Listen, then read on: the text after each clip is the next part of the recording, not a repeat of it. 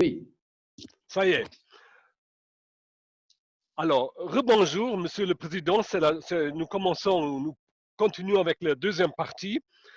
On avait oui, parlé sur le racisme. Il y a aussi un racisme et des discriminations dans le monde du travail. Où en sont les dangers principaux selon vous?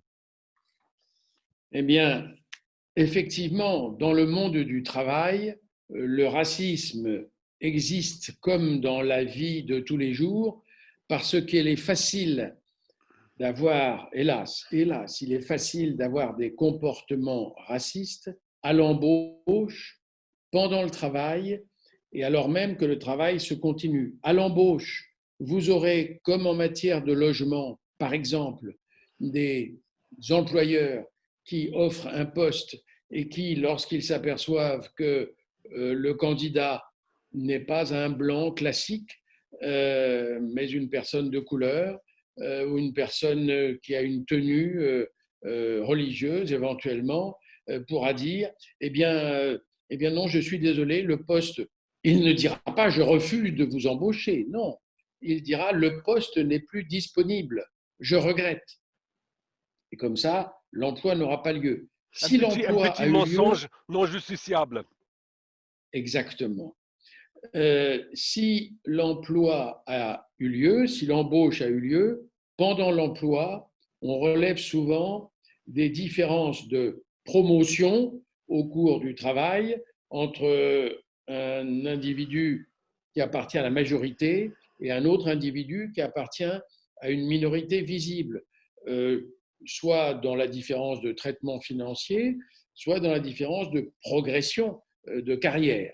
Donc, voyez-vous, et même, vous savez bien quelle est hélas la situation lorsque dans un rendez-vous, une personne arrive, une personne blanche et une personne noire, l'interlocuteur souvent est persuadé que la personne noire, homme ou femme, est le numéro 2 de la personne blanche qui participe au rendez-vous. Or, c'est souvent l'inverse.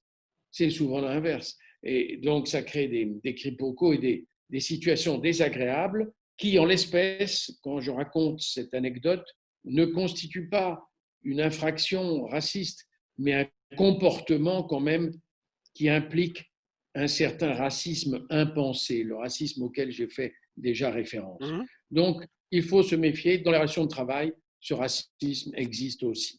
Et il faut le combattre aussi, par conséquent. Oui. Vous déplorez le racisme persistant à l'encontre des Roms. Je cite, apparaissant comme la forme de racisme la plus banalisée et qui suscite le moins de réprobation, la haine à l'égard des Roms, la plus grande minorité de l'Europe, est sous-estimée par les médias et l'opinion publique. Qu'est-ce que vous proposez?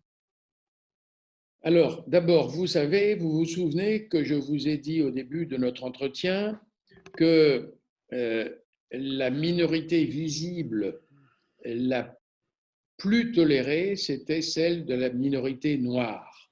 Et que quoique la plus tolérée, c'est quand même la plus discriminée. Mais c'est la plus tolérée. Et lorsque l'on parle des Roms, que vous évoquez, alors là, c'est la minorité la moins tolérée.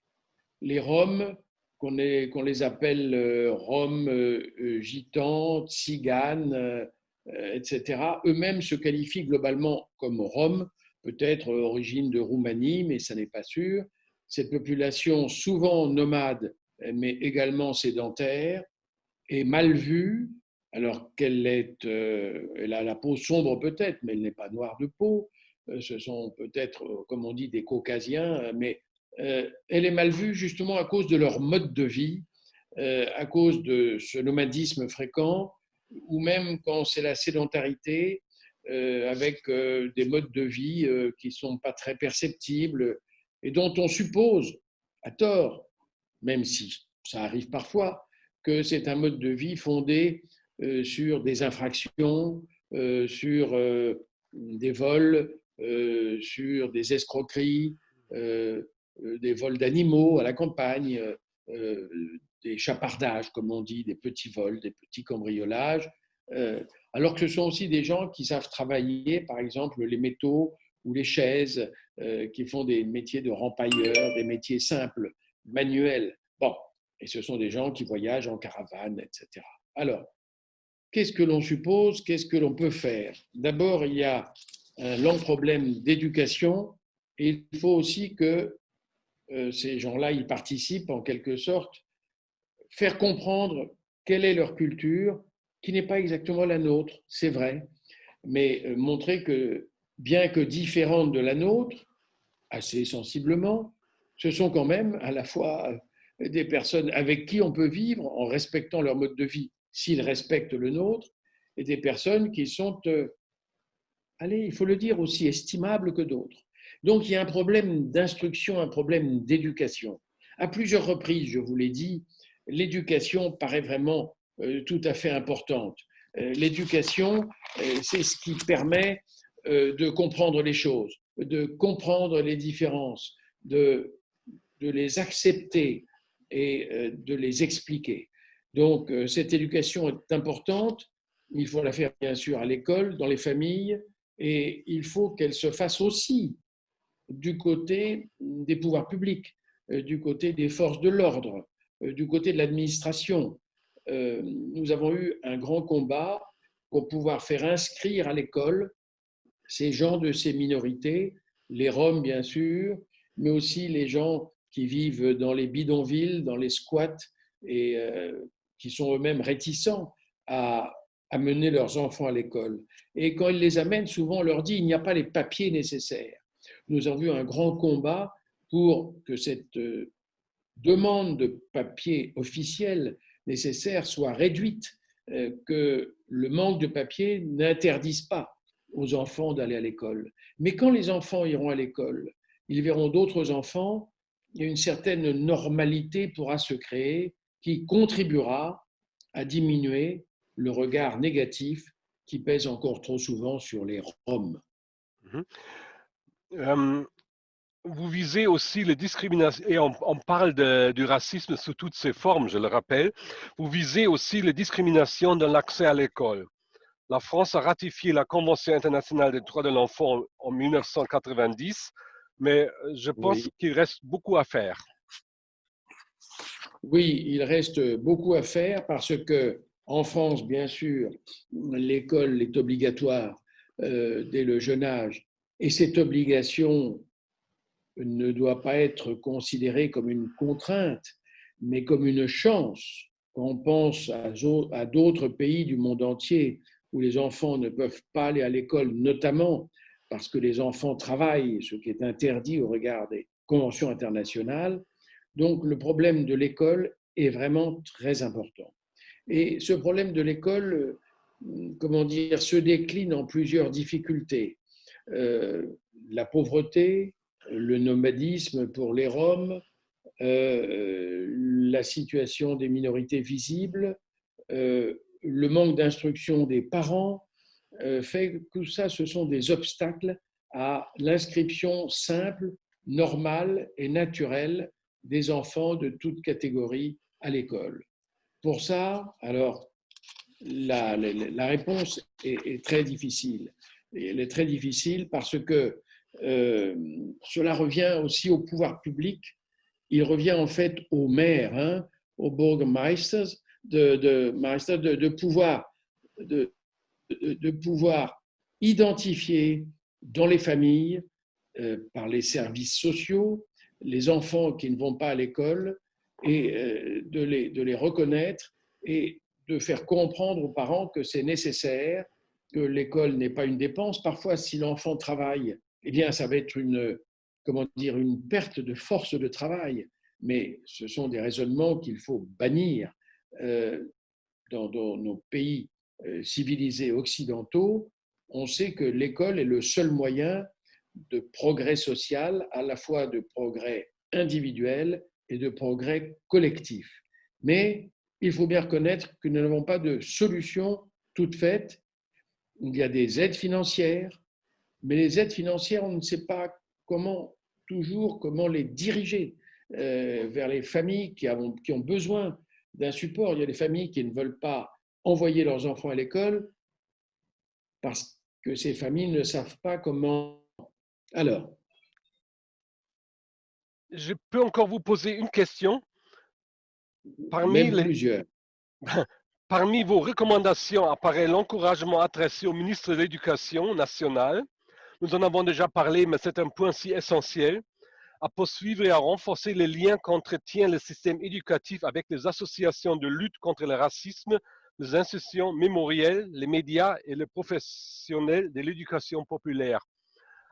Est-ce que vous pensez que vous serez entendu? C'est une bonne question, une gute Frage, mais parce que il faut que nous soyons entendus. Il y a beaucoup de, de choses à faire en France actuellement et la situation actuelle avec la pandémie du virus n'a pas arrangé la situation globale. Vous savez que depuis hier, nous avons un nouveau Premier ministre. Il a beaucoup de priorités. Elles sont toutes urgentes. Je ne sais pas si la priorité de l'école va être prise en considération. Elle devrait l'être, car la priorité de l'éducation, c'est la solution à beaucoup de problèmes. C'est la solution au problème du racisme, souvent. C'est la solution au problème des violences contre les policiers ou ailleurs. C'est la solution à la recherche de l'argent facile. C'est la solution au bien vivre ensemble des diverses communautés. Je parle des diverses communautés, mais ici, je dois préciser qu'en France, nous ne faisons pas le communautarisme, c'est-à-dire nous ne considérons pas les communautés séparément, comme cela se fait dans d'autres pays, aux États-Unis ou en Grande-Bretagne. Il y a une seule communauté, c'est celle de la République, une et indivisible. C'est la raison, par exemple, pour laquelle en France, les statistiques ethniques sont interdites. On ne fait pas en France de statistiques officielles en distinguant les Noirs, les Blancs, les Jaunes, les Maghrébins. Non. Alors bien sûr, ces différences existent. On le retrouve parfois par une étude sociologique, par une interrogation sur le lieu de naissance des parents ou des grands-parents. Comme ça, on trouve un peu ce qu'il en est, mais on ne veut pas faire de séparation car on considère que c'est contraire à l'unité nationale. Mais puisque nous parlons de l'école et de la difficulté de l'école, je voulais dire en quelque sorte, de la même manière que Goethe disait Am Anfang war die Tat, je voudrais dire Am Anfang ist die Schule. L'école est fondamentale, c'est la solution d'une vie ensemble au sein d'un État démocratique, car plus les personnes sont éduquées et plus elles comprennent les devoirs et les obligations de la vie en commun dans un État démocratique. Monsieur le Président, qui est-ce qui devrait lire votre rapport? Voilà une autre bonne question, parce que ce rapport fait 365 pages. C'est un gros rapport et nous espérons qu'il va être lu d'abord par les spécialistes, les autres spécialistes que nous-mêmes de la lutte contre le racisme, par les administrations centrales, par les directeurs d'administration ou leurs chargés de mission, et aussi par des sociologues, des psychologues, les gens dans le milieu de l'éducation nationale, les magistrats, les cadres supérieurs de la police. Donc, ce rapport est disponible en version papier, mais il est aussi téléchargeable et on espère qu'il va être beaucoup téléchargé. Mais comme il est très Est-ce que je peux gros, rappeler entre les lignes les essentiels qui sont importants si on ne veut pas lire les 380 j'allais le pages? dire, j'allais le dire, bien sûr, Excusez-moi. comme il est très gros. Comme il est très gros ce rapport, nous avons deux petits bouquins au moins qui font à peine une trentaine de pages, qu'on appelle les essentiels, qui sont des petits booklets, des petits livrets de demi-format. Voilà, voilà. Je savais que j'en avais un pas loin. Voilà. les voilà à l'écran. En voilà un, rapport sur la lutte contre le racisme. En voilà un autre, focus sur le racisme anti-noir. Voyez-vous, ces petits ouvrages, ils sont très pratiques, ils sont attrayants. Il y a des graphiques. Alors ceux-là, on les diffuse très largement parce qu'on peut s'en servir à l'école, dans les salles de classe. On peut, voyez-vous, le graphique existe en pages séparées. Et donc, tout cela, ça met plus facilement le rapport entre les mains de la population. Je ne veux pas que ce rapport soit posé simplement dans une bibliothèque, comme les nombreux livres qu'il y a derrière vous. Je veux que ça soit un rapport qui soit feuilleté, qui soit crayonné, qui soit annoté, qu'on le lise le crayon à la main pour voir ce qu'on peut changer, ce qu'on peut améliorer, pour voir ce qu'on découvre de nouveau. Et les essentiels sont vraiment un instrument de travail très utile. Voilà le graphique sur l'indice de tolérance qui est dans les essentiels dont on a parlé au début de notre entretien. Elle est déjà dans la vidéo. Je n'allais pas les oublier. Hein. Voilà. Maintenant, la dernière question. Quelle valeur attribuez-vous aux recommandations de votre rapport? Exhortation à la vigilance, la lutte contre le racisme. Qui est-ce qui sont ceux qui en sont responsables? Alors, la lutte contre le racisme est un travail permanent, quotidien. Il est parfois comparable soit au tonneau des Danaïdes, soit au rocher de Sisyphe, pour prendre ces deux comparaisons de la culture antique, mais il ne faut jamais renoncer à remonter le rocher et à remplir le tonneau. C'est donc, on le sait, ça n'est pas après un rapport comme celui-là que le racisme va disparaître, puisque d'ailleurs, ça fait une vingtaine d'années que ce rapport existe tous les ans. Alors, il y a des progrès. Alors, ce rapport ne va pas résoudre la question, mais c'est un travail important et positif pour avancer, non pas car nous sommes réalistes vers la disparition mais avancer vers moins de racisme, une meilleure lutte, une meilleure compréhension de la problématique et avancer vers une meilleure entente des différentes parties de la population. C'est mon premier livre que j'ai lu au lycée. Les mythes de Sisyphe d'Albert Camus. Et je vous rappelle aussi que Rambert dit à Rieu dans La Peste, on ne peut pas être heureux seul. C'est tout à fait exact. On l'a vu aussi pendant cette période de confinement, l'homme est un animal social. Et puisque l'homme est un animal social, et les sociologues et les psychologues le savent bien, il faut apprendre à vivre en société. On pensait avant qu'on savait tout seul vivre en société. La société est plus difficile qu'avant. La société est plus cruelle qu'avant. La société est parfois trop individuelle. Donc, il faut apprendre à dépasser cet individualisme pour vivre ensemble et être heureux ensemble. Vous partagez mon avis que votre rapport s'adresse à nous tous. Bien sûr, c'est un rapport qui, malgré sa taille, est grand public. Ce n'est pas un rapport de spécialistes, c'est un rapport fait par des spécialistes, mais qui s'adresse à tout le public. Et vous allez contribuer à le faire vivre aussi, soit pour ceux de vos suiveurs de blog qui peuvent lire le français, soit peut-être quelques traductions partielles, peut-être une traduction des essentiels. Hein,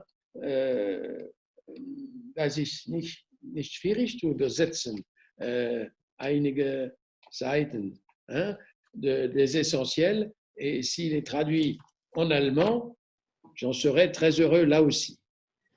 Merci beaucoup, Monsieur le Président. Merci, cher monsieur. J'ai beaucoup apprécié de parler avec vous et nous allons peut-être garder le contact. Avec plaisir, Monsieur le Président. Merci. Merci. Merci. Au revoir. Au revoir.